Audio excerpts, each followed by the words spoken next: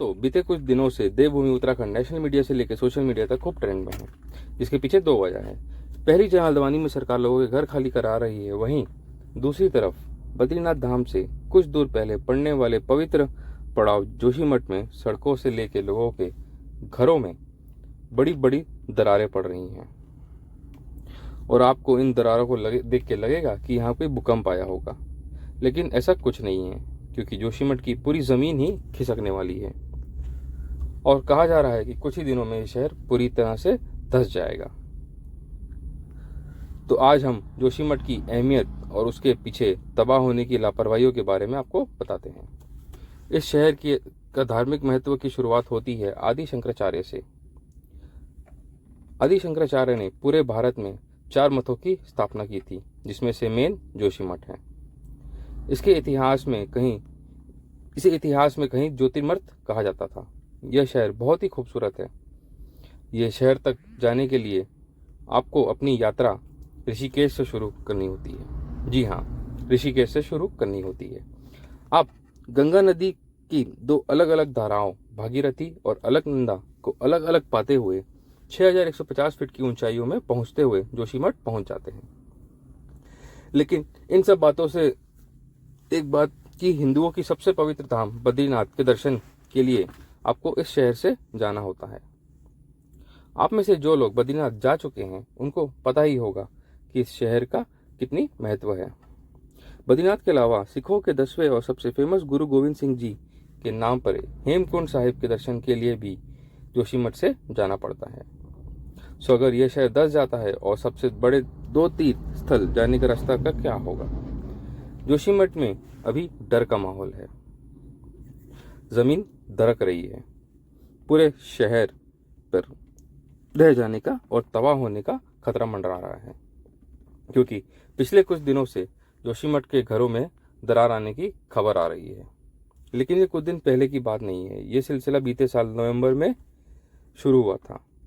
आज national level में इसकी चर्चा तब होने लगी जब इस शहर के मेन रोड में बड़ी बड़ी दरार आ गई। सरकार ने इसे काफ़ी नज़रअंदाज किया था।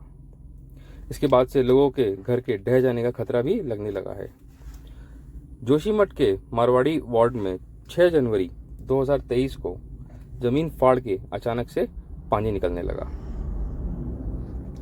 वहां सरकार ने तुरंत 35 बिल्डिंग्स को खाली करवाया। वहां पानी का जल स्तर दुगना हो गया था। लगभग 3000 लोगों ने अपना घर छोड़कर सेफ जगह शिफ्ट होने लग गए। कुछ लोग अपने रिश्तेदारों के यहाँ भी पहुंच गए। अब तक पूरे एरिया में 561 घरों में और दुकानों में दरारें आ चुकी है। अब देखना यह है कि होता क्या है। लोग इन्हें अपने घरों को बचाने के लिए नीचे से शहर चमोली डिस्ट्रिक्ट में आता है, जिसका इतिहास 7वीं सेंचुरी से माना जाता है। 7वीं से 11वीं सदी के बीच ये इलाका युरा वंश में आता था। एक समय में उन्होंने अपनी राजधानी में यहीं बनवाई थी। जोशीमठ में भगवान विष्णु का एक मंदिर है। सर्दियों में जब बद्रीनाथ के कपाट बंद हो जाते हैं तब भगवान बद्री की पूजा इसी मंदिर में होती है। लेकिन रोचक बात यह है कि लोकल फोक टेल के अनुसार जोशीमठ के में नरसिंह मंदिर भी है, जिसमें भगवान नरसिंह की मूर्ति का बायां हाथ लगातार खत्म होता जा रहेगा और जब ये गिर जाएगा तो नर और नारायण नाम के 2 पर्वत आपस में मिल जाएंगे और इस तरह बद्री का रास्ता हमेशा के लिए बंद हो जाएगा।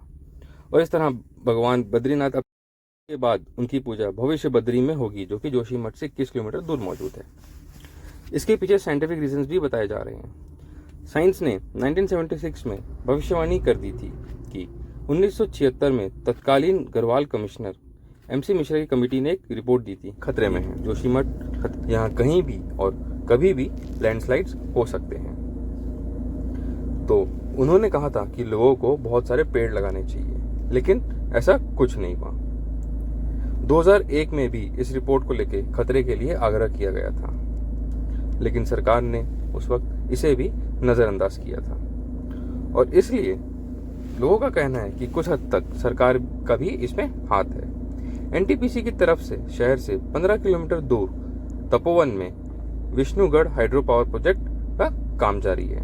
जी हाँ, एक हाइड्रो पावर प्रोजेक्ट। और ये पहली बार नहीं है कि कोई प्रोजेक्ट इस तबाही का कारण बनने जा रहा है। फरवरी 2021 में ग्लेशियर टूटने से चमोली में मौजूद एनटीपीसी के प्लांट में भी काफी तबाही हुई थी, जिसमें दर्जनों लोगों ने अपनी जान दी थी।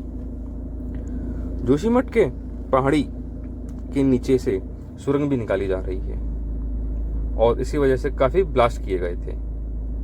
इसके अलावा हेलांग विष्णुपराग बाईपास का निर्माण भी एक कारण बताया जा रहा है।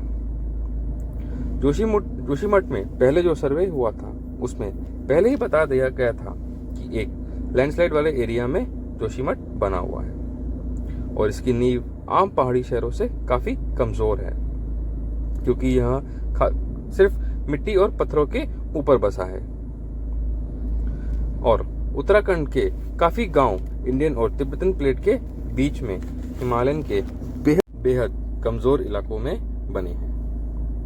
उत्तराखंड के कई पहाड़ी शहर बहुत ही अनप्लान्ड तरीके से बनाए गए हैं, जो कि लगभग 2500 मीटर की हाइट में बने हैं।